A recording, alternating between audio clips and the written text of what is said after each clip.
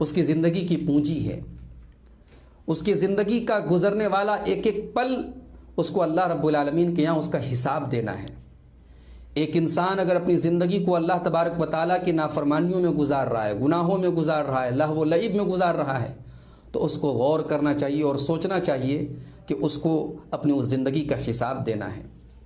ترمذی کی صحیح روایت ہے، اللہ کے پیارے نبی جناب محمد الرسول اللہ صلی اللہ علیہ وسلم فرماتے ہیں کہ لا تزول قدم ابن آدم من عند ربہ یوم القیامہ، قیامت کے دن انسان کا قدم اپنی جگہ سے ٹل نہیں سکتا، ہل نہیں سکتا، جب تک وہ 5 سوالوں کے جواب نہ دیتے۔ پہلا سوال ہوگا عن عمرہ فیما افنا، کہ تم نے اپنی عمر کو کہاں گنوایا، کہاں گزارا تم نے۔ دوسرا سوال ہوگا وعن شبابہ فیما ابلا، تم نے اپنی جوانی کو کہاں گزارا۔ تیسرا سوال ہوگا وعن مالہ من این اخذہ وفیما انفقہ، مال تم نے کہاں سے کمایا اور کہاں پہ تم نے خرچ کیا۔ اور 5واں سوال ہوگا کہ وماذا عمل فیما علم، تم نے جو علم حاصل کیا اس علم کے اوپر تم نے عمل کتنا کیا۔ تو ناظرین، ہمیں اپنی جوانیوں کا حساب دینا ہے، ہمیں اپنے عمر کا حساب دینا ہے، ہمیں اپنی زندگی کے اوقات کا حساب دینا ہے۔ سب سے قیمتی چیز انسان کی زندگی کا وقت ہے۔ اس وقت کا صحیح استعمال کر کے ہم اپنے آپ کو اللہ تبارک و تعالیٰ کی رضا کا حقدار بھی بنا سکتے ہیں، اور اس وقت کو اللہ کی ناراضگی میں گزار کر کے ہم اپنے آپ کو جہنم کا بھی حقدار بنا سکتے ہیں۔ آج غور کرنے والی بات ہے، فروری کا مہینہ چل رہا ہے اور آج اس کی 12 تاریخ ہے۔ آج سے 2 روز کے بعد پوری دنیا میں ایک یعنی ویلنٹائنس ڈے کے نام سے ایک دن منایا جاتا ہے، جس کو یوم عاشقین یا یوم محبت کا نام دیا جاتا ہے۔ یہ یوم محبت نہیں ہے، یہ یوم عشق نہیں ہے، یہ یوم ہوس ہے میرے بھائی۔ یہ یوم بے حیائی ہے، یہ یوم زناکاری ہے، یہ یوم بدکاری ہے، جس میں آج افسوس کی بات ہے کہ ہمارا مسلمان نوجوان بھی اور ہماری نوجوان بہنیں بھی بڑی تعداد میں آج اس میں مبتلا ہیں۔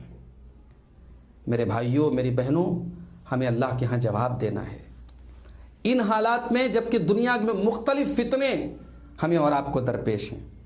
کہیں مسلمان اپنے دین سے دور ہو کر کے ارتداد کی طرف جا رہے ہیں، مرتد ہو رہے ہیں، کہیں مسلمان مزاروں اور قبروں پہ جا کر کے سجدے کر رہے ہیں، کہیں کفر و شرک کی معرکہ آرائی ہے، کہیں بدعت و خرافات کا بازار گرم ہے۔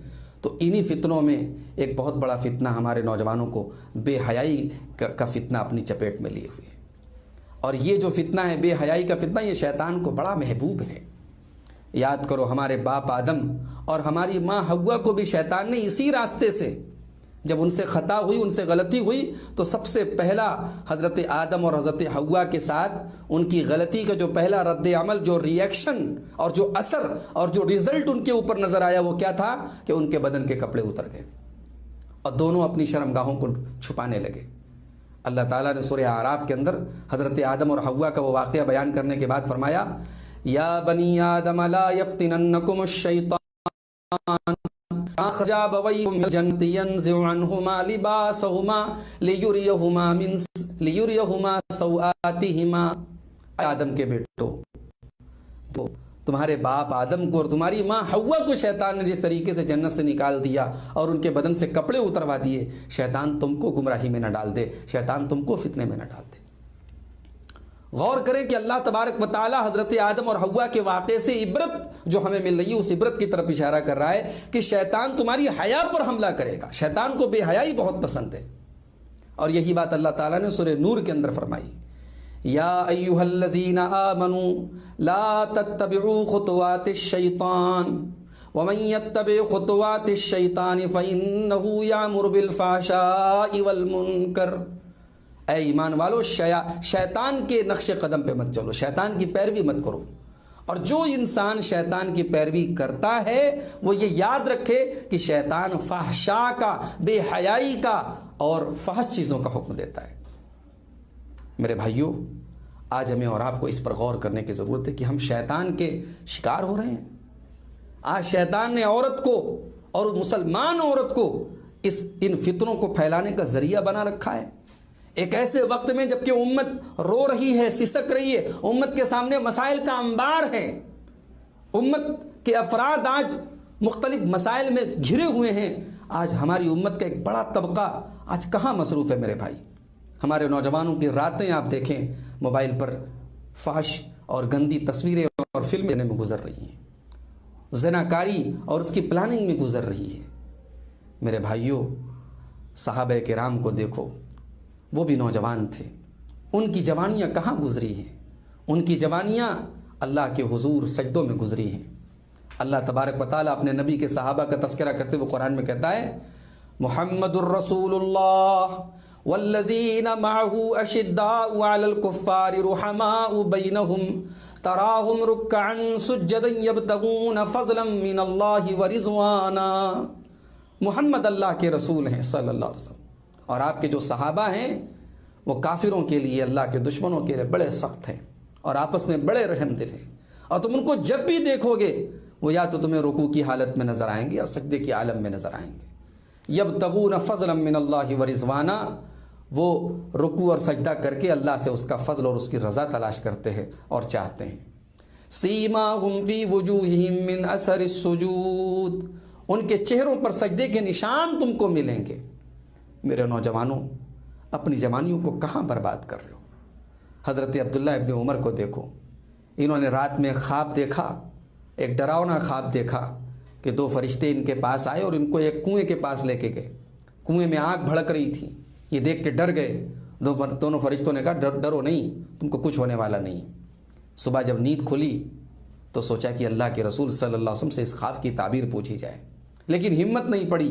تو ام المومنین حضرت حفصہ رضی اللہ تعالیٰ عنہ سے، جو ان کی بہن تھیں، اپنی بہن سے کہا کہ ذرا یہ خواب اللہ کے رسول سے بیان کر کے اس خواب کی تعبیر پوچھ لو۔ حضرت حفصہ رضی اللہ تعالیٰ عنہ نے جب اللہ کے رسول صلی اللہ علیہ وسلم کو یہ خواب بتایا تو اللہ کے رسول نے جواب میں کہا نعم الرجل عبداللہ، عبداللہ بہت بہترین انسان ہے، بہت اچھا انسان ہے۔ لو کان یصلی من اللیل، بس ایک چیز کی کمی ہے، کاش کہ عبداللہ رات میں تہجد کا اہتمام کرے، رات میں قیام اللیل کا اہتمام کرے۔ نبی اکرم صلی اللہ علیہ وسلم کا یہ جملہ عبداللہ ابن عمر کے کانوں تک پہنچا کہ نبی نے میرے بارے میں یہ بات کہی کہ میں بہت اچھا انسان ہوں، بس ایک بات کی کمی ہے، میں قیام اللیل نہیں کرتا، میں تہجد نہیں پڑھتا۔ بخاری شریف کے الفاظ ہیں فَكَانَ لَا يَنَامُ مِنَ اللَّيْلِ إِلَّا قَلِيلًا، اس دن کے بعد سے عبداللہ ابن عمر رات میں بہت کم سوتے تھے، ان کی راتیں قیام اللیل میں گزرتی تھی، ان کی راتیں تہجد میں گزرتی تھی۔ میرے بھائیوں، یہ بھی نوجوان تھے، صحابہ کرام بھی نوجوان تھے۔ آج میں مانتا ہوں کہ بہت سارے بے حیائی کے فتنے ہمارے سامنے ہیں۔ آج شیطان نے اس عورت کو جو پردے میں رہنے کی چیز تھی، آج شیطان نے اس عورت کو ایسا آلہ بنایا ہے اور ایسا استعمال کیا ہے کہ آج وہ عورت سر سے پیر تک ننگی ہو چکی ہے، اور ننگے پن کی اور عریانیت کے اس سیلاب میں ہماری مسلمان بہنیں بھی کہیں سے پیچھے نہیں ہیں۔ ان کو اللہ تبارک و تعالیٰ نے جو حجاب اور جو پردہ اور جو نقاب دیا تھا کہ یہ تیری زینت کو چھپائے، افسوس آج وہ نقاب اور وہ حجاب خود ایک زینت بن چکا ہے۔ میری ماں بہنوں، معاف کیجئے گا، آپ کو اللہ نے حجاب کا حکم اس لیے دیا تھا تاکہ آپ کا حجاب آپ کی آئیڈینٹی بن جائے۔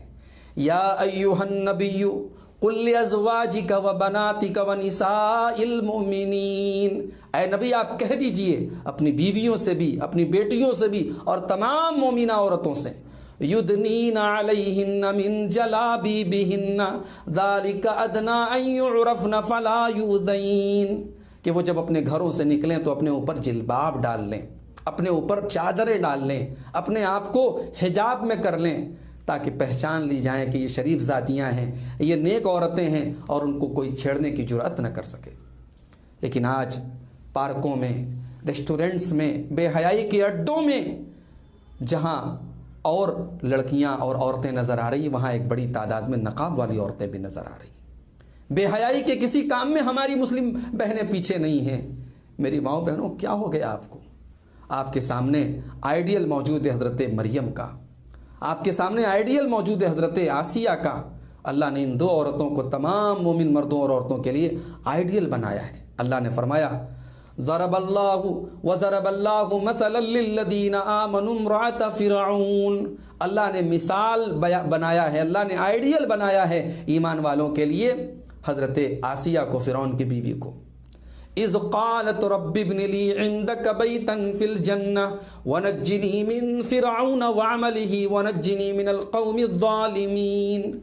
یاد کرو جب حضرت آسیہ نے اللہ سے دعا کی کہ اے اللہ میرے لیے اپنے پاس جنت میں ایک محل بنا دے اور مجھے فرعون سے اور اس کے عمل سے نجات دے دے، مجھے ان ظالموں سے نجات دے دے۔ اللہ کی اس بندی نے اللہ کو راضی کرنے کے لیے فرعون کا محل ٹھکرا دیا۔ فرعون کے ذریعے ٹارچر ہونا اور اذیتیں اور تکلیفیں سہلی، مگر اس اللہ کی بندی نے ایمان نہیں چھوڑا۔ اللہ نے اس بندی کو قیامت تک کے آنے والے مومنوں کے لیے نمونہ قرار دیا۔ اور دوسری جو عورت اللہ نے آئیڈیل قرار دی وہ مریم ابنت عمران التی احسنت فرجہا فنفخنا فیہ من روحنا، کہا کہ عمران کی بیٹی مریم ہے، عمران کی بیٹی مریم ہے، اور اس مریم کی سب سے بڑی پہچان یہ ہے التی احسنت فرجہا کہ یہ بدکار نہیں تھی، اس نے اپنی آبرو کی حفاظت کی، اس نے اپنی شرمگاہ کی حفاظت کی۔ میری ماؤں بہنوں، حضرت مریم آپ کے لیے آئیڈیل ہے۔ آپ کے لیے آئیڈیل وہ لڑکی ہے۔ حضرت موسیٰ علیہ السلام جب مدین پہنچے دیکھا کہ دو لڑکیاں ہیں اپنے جانوروں کو کنویں کے پاس کنارے لے کر کے کھڑی ہیں۔ حضرت موسیٰ نے پوچھا کہ کیا بات ہے تم لوگ کنارے کیوں کھڑی ہو؟ تو دونوں لڑکیوں نے جواب دیا کہ لا نسقی حتی یصدر الرعاء، یہاں اور لوگ اپنے جانوروں کو پانی پلا رہے ہیں، مردوں کی لائن لگی ہے، ہم مردوں کی لائن ختم ہونے کے پہلے اپنے جانوروں کو پانی نہیں پلائیں گے۔ وہ ابونا شیخ کبیر، اور ہمارے والد بہت بوڑھے اور بیمار ہیں، اس لیے ہم کو یہ کام کرنا پڑا۔ حضرت موسیٰ علیہ السلام نے آگے بڑھ کے ان دونوں کی بکریوں کو پانی پلایا اور پھر پیڑ کے نیچے آگے بیٹھ گئے اور اللہ کی بارگاہ میں دعا کرنے لگے، رب انی لما انزلت الی من خیر فقیر، پروردگار میں تیرے خیر کا، تیرے کرم کا محتاج ہوں۔ اللہ نے موسیٰ کی دعا کو سن لیا۔ کسی غریب کی، کسی مظلوم کی، کسی مجبور کی مدد کر لو اور پھر دعا کرو، اللہ ضرور دعا قبول کرے گا۔ اللہ نے فوراً موسیٰ کی دعا قبول کی۔ ادھر موسیٰ کی زبان سے دعا نکلی، قرآن کہتا ہے فَجَاءَتْهُ إِحْدَاهُمَا تَمْشِي عَلَى اسْتِحْيَاءٍ، دونوں لڑکیوں میں سے ایک لڑکی آئی۔ اللہ اکبر، وہ کیسے آئی؟ اس کے چلنے کا انداز اللہ نے بیان کیا، تمشی علی استحیاء، وہ حیا کے ساتھ، وہ شرماتے ہوئے آئی، اس کی چال کے اندر بھی ایک قسم کی حیا تھی۔ یہ ایک عورت تھی میری بہنوں، میرے بھائیوں، جس کی چال کو اللہ نے قرآن میں بیان کیا ہے۔ اور آگے اللہ نے ذکر کیا کہ اسی لڑکی کو ہم نے موسیٰ علیہ السلام کی زوجیت میں دے دیا۔ موسیٰ علیہ السلام کی شادی ہو گئی اس لڑکی سے، ایک حجاب والی، ایک با حیا، ایک با عفت عورت جو ہے، اللہ تعالیٰ نے اس کو ایک پیغمبر کی بیوی بنا دیا۔ میرے بھائیوں، آج ہمیں غور کرنے کی ضرورت ہے، آج ہم کہاں مصروف ہیں؟ لہو و لعب کی دنیا میں ہم مصروف ہیں، جبکہ کورونا کا دور ابھی گزرا ہے، ابھی کووڈ کا ماحول گزرا ہے، اور بلکہ ابھی کووڈ کے سائے میں دنیا چل رہی ہے۔ موت ہمارے سامنے دستک دے چکی ہے، زندگی کا کوئی بھروسہ نہیں ہے، مگر آئے افسوس ہم اپنے ان مستیوں سے اور ان بے حیائی کے کاموں سے ہم باز نہیں آتے۔ اقترب للناس حسابهم وهم فی غفلۃ معرضون، لوگوں کے حساب کا وقت قریب آ گیا، لیکن لوگ ہیں کہ غفلت میں پڑے ہوئے ہیں اور اللہ کے دین سے منہ موڑے ہوئے ہیں۔ یاد رکھو میرے بھائی، یہ بیماریاں، یہ تکلیفیں، یہ مصیبتیں تب تک دور نہیں ہوں گی جب تک ہم اللہ کی طرف رجوع نہیں کریں گے۔ وَمَنْ أَعْرَضَ عَنْ ذِكْرِي فَإِنَّ لَهُ مَعِيشَةً ضَنْكَا، اللہ نے سورہ طٰہٰ کے اندر فرمایا کہ جو میرے ذکر سے، جو میری شریعت سے، جو میری یاد سے، جو میرے دین سے منہ موڑے گا، اس کی زندگی کو ہم تنگی والی زندگی بنا دیں گے۔ وَنَحْشُرُهُ يَوْمَ الْقِيَامَةِ أَعْمَىٰ، اور کل قیامت کے دن اسے اندھا بنا کر کے اٹھائیں گے۔ کہے گا اے اللہ تو نے مجھے اندھا بنا کے کیوں اٹھایا جبکہ میں دنیا میں اچھا خاصا دیکھنے والا تھا؟ اللہ کہے گا کذالک اتتک آیاتنا فنسیتها وکذالک اليوم تنسى، میری آیتیں تیرے پاس آئیں اور تو نے ان آیتوں کو دیکھ کر انسنا کر دیا، دیکھ کر اندیکھا کر دیا، تو نے ان آیتوں کو بھلا دیا، آج ہم تجھے بھلا دیں گے۔ اللہ تجھے بھلا دے گا، اللہ تیری طرف نظر کرم نہیں کرے گا۔ میرے بھائیوں، میرے نوجوان ساتھیوں، اپنے گھروں کو ان غلاظتوں سے پاک کر لو۔ اگر آج تم کسی کی بہن اور کسی کی بیٹی کے ساتھ ویلنٹائنس ڈے منا رہے ہو، کل تمہاری بہن اور بیٹی بھی اس کا شکار ہوگی۔ یہ قانون مکافات اللہ کا اس دنیا میں چلتا ہے۔ اللہ تبارک و تعالی جو آپ بے حیائی اور گندا اور بدکاری کا جو کام کریں گے، اس کی جو سزا آخرت میں ملے گی دنیا میں بھی آپ کو ملے گی۔ اللہ نے فرمایا سورہ نور کے اندر ان الذین یحبون ان تشیع الفاحشۃ فی الذین آمنوا لہم عذاب علیم فی الدنیا والآخرہ، جو لوگ ایمان والوں کے درمیان بے حیائی کو پھیلانا چاہتے ہیں ان کے لیے دنیا میں بھی دردناک عذاب ہے اور ان کے لیے آخرت میں بھی دردناک عذاب ہے۔ میرے بھائیو، آج ہم لوگ کہاں مصروف ہیں؟ قرآن کریم ہمارے گھروں میں رکھا ہے، گرد و غبار سے ہٹا ہے، قرآن کھولنے کی ہمیں کوئی توفیق نہیں ہوتی۔ نمازوں سے ہم دور ہیں، اللہ کے ذکر سے دور ہیں، ہمارے گھروں میں آج جو نحوستیں طاری ہیں، ہمارے گھروں سے جو برکتیں دور ہو گئی ہیں، ہمارے مال میں، ہمارے اہل و عیال میں جو مصیبتوں کے پہاڑ ٹوٹ رہے ہیں، کبھی ہم غور کریں کہ یہ مصیبتیں اور یہ پریشانیاں ہم نے خود مول لی ہیں۔ ہم نے اپنے گھر کو خیر و برکت کے تمام راستوں کے لیے بند کر دیا ہے۔ ہمارے گھر میں رحمت کے فرشتے کہاں سے آئیں گے میرے بھائی؟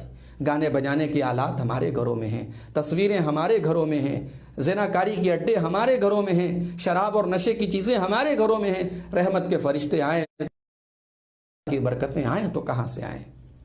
میرے بھائیوں، اللہ کے پیارے نبی صلی اللہ علیہ وسلم فرماتے ہیں، ابن ماجہ کی روایت ہے کہ یکون فی ہذہ الامت خسف و قذف و مسخ، میری امت کے اوپر ایک ایسا دور آئے گا کہ آسمان سے پتھروں کی بارش ہوگی، لوگوں کے چہرے مسخ کر دیے جائیں گے، لوگ زمین میں دھسا دیے جائیں گے۔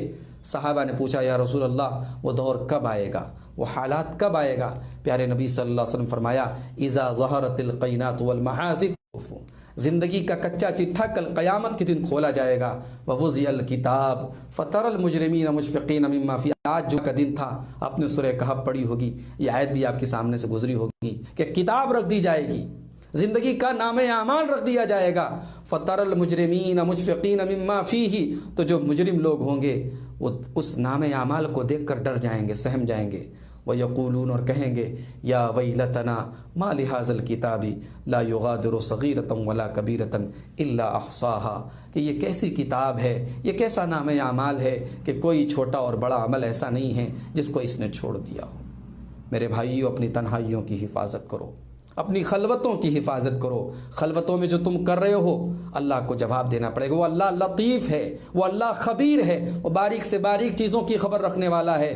حضرت لقمان نے اپنے بچے سے کہا تھا نا، یا بنی انہا ان تک مثقال حبۃ من خردل فتکن فی صخرۃ او فی السماوات او فی الارض یأتی بها اللہ، میرے بچے ایک رائی کے دانے کے برابر بھی اگر کوئی چیز ہوگی، زمین میں کہیں ہوگی، آسمان میں کہیں ہوگی، یأتی بها اللہ، اللہ اس کو سامنے لے آئے گا۔ اللہ کو سب ایک ایک چیز پر، کائنات کے ایک ایک چپے پر، کالی رات میں کالے پہاڑ پہ چلنے والی کالی چیوٹی کی چال کو بھی وہ دیکھتا ہے۔ وہ ایسا بصیر ہے، وہ ایسا سمیع ہے، وہ ایسا علیم ہے، وہ ایسا لطیف ہے، وہ ایسا خبیر ہے۔ میرے بھائیوں، اس اللہ کی صفات کے ذریعے اس اللہ کو پہچانو اور اس کا تقوی اور اس کا ڈر ہم اپنے دلوں میں پیدا کریں۔ اور آج ہم سوچیں کہ ہمارا وقت کہاں گزر رہا ہے۔ اپنے گھروں کو، اپنے بچوں کو، اپنے اہل و عیال کو بے حیائی کے کاموں سے بچاؤ۔ بڑی اچھی بات کہی تھی کسی نے، واٹس ایپ کے اوپر اور سوشل میڈیا پر یہ میسج آیا تھا کہ کسی لڑکی نے اپنے باپ سے پوچھا تھا کہ ابا جان مجھے کون سے حصے کو دوسروں کے سامنے کھولنا چاہیے اور کون سا حصے کا پردہ کرنا چاہیے، میں اپنے بدن کا کون کون سا پارٹ کھول سکتی ہوں؟ تو باپ نے بڑا اچھا جواب دیا تھا، کہا تھا بیٹی اپنے بدن کے جس حصے پر تم جہنم کی آگ کو برداشت کر سکتی ہو وہ حصہ تم دوسروں کے سامنے کھول لو۔ میرے بھائیوں، ہم دنیا کی آگ برداشت نہیں کر سکتے، اس دنیا سے 70 گنا زیادہ خطرناک آگ ہوگی جہنم کی آگ، اس آگ کو ہم کیسے برداشت کریں گے؟ یا ایھا الذین آمنوا قوا انفسکم واہلیکم نارا، اے ایمان والو اپنے آپ کو اور اپنے اہل و عیال کو جہنم کی آگ سے بچاؤ۔ اس امت کا بہت خطرناک فتنہ ہے عورت کا فتنہ، اس امت کا بہت خطرناک فتنہ ہے شہوت کا فتنہ۔ اللہ کے پیارے نبی صلی اللہ علیہ وسلم فرماتے ہیں ما ترکت فتنة اضر علی الرجال من امتی من النساء، میں نے اپنی امت کے مردوں کے لیے عورت سے بڑا کوئی فتنہ نہیں چھوڑا۔ اس امت کا سب سے بڑا فتنہ عورت کا فتنہ ہے، اس امت کا سب سے بڑا فتنہ شہوت کا فتنہ ہے، اور آج افسوس اس فتنے میں ہم میں سے زیادہ تر لوگ گرفتار ہیں۔ اس میں ذمہ داری عورتوں کی بھی ہے کہ وہ اپنے آپ کو شیطان کا آلہ کار بننے سے بچائیں۔ پہلی بات تو بلا ضرورت گھر سے نہ نکلیں، عورت کا اصل دائرہ کار اس کا گھر ہے۔ وقرن فی بیوتکن، اے عورتوں تم اپنے گھروں میں رہو، اور جب گھر سے نکلیں تو حجاب میں نکلیں، زیب و زینت کے ساتھ نہ نکلیں، اپنے حسن کی نمائش کرتے ہوئے نہ نکلیں۔ ولا تبرجن تبرج الجاہلیۃ الاولیٰ، اور یہ ڈھکوسلے بند کر دو، یہ بیان بازیاں بند کر دو کہ پردہ تو اصل دل کا پردہ ہے، چہرے کا پردہ ضروری نہیں ہے۔ اس کائنات میں سب سے صاف ستھرے دل اللہ کے نبیوں کے بعد نبی کے صحابہ کے تھے، اور سب سے پاک دامن عورتیں نبی کی بیویاں تھیں۔ اللہ نے نبی کے صحابہ کو حکم دیا کہ نبی کی بیویوں سے جب کوئی سامان مانگو، وَإِذَا سَأَلْتُمُوهُنَّ فَاسْأَلُوهُنَّ مِنْ وَرَاءِ حِجَاب، جب تم نبی کی بیویوں سے کوئی چیز مانگو تو حجاب کی آڑ سے مانگو، پردے کی آڑ سے مانگو۔ تو ان سے زیادہ پاک صاف دل ہمارے تو نہیں ہو سکتے۔ آگے اللہ نے اس پردے کا حکم دینے کے بعد فرمایا ذَلِكُمْ أَطْهَرُ لِقُلُوبِكُمْ وَقُلُوبِهِنَّ، اس پردے کے حکم پر عمل کرنے میں ہی تمہارے بھی دل کی پاکی ہے اور ان عورتوں کے دل کی بھی پاکی ہے۔ میرے بھائیوں، یہ چند گزارشات کی ہیں، میں امید کرتا ہوں کہ ہماری ان گزارشات پر ہم عمل کریں گے۔ اللہ تعالیٰ کہنے والے کو، سننے والوں کو سب کو عمل کی توفیق عطا فرمائے۔ اللہ ہم سب کی حفاظت فرمائے، اللہ ہمارے نوجوانوں کی حفاظت فرمائے، انہیں بے حیائی سے دور رہنے کی توفیق عطا فرمائے۔ اللہ ہمارے مال میں، ہمارے اہل و عیال میں برکتیں نصیب فرمائے۔ اللہ ہمیں اپنے ایسے کاموں کی توفیق دے جن سے اللہ راضی ہوتا ہو۔ اللہ جب تک دنیا میں زندہ رکھے، اسلام پر زندہ رکھے، اور خاتمہ ہم سب کا ایمان پر ہو، آمین۔ وآخر دعوانا ان الحمد للہ رب العالمین، والسلام علیکم ورحمۃ اللہ وبرکاتہ۔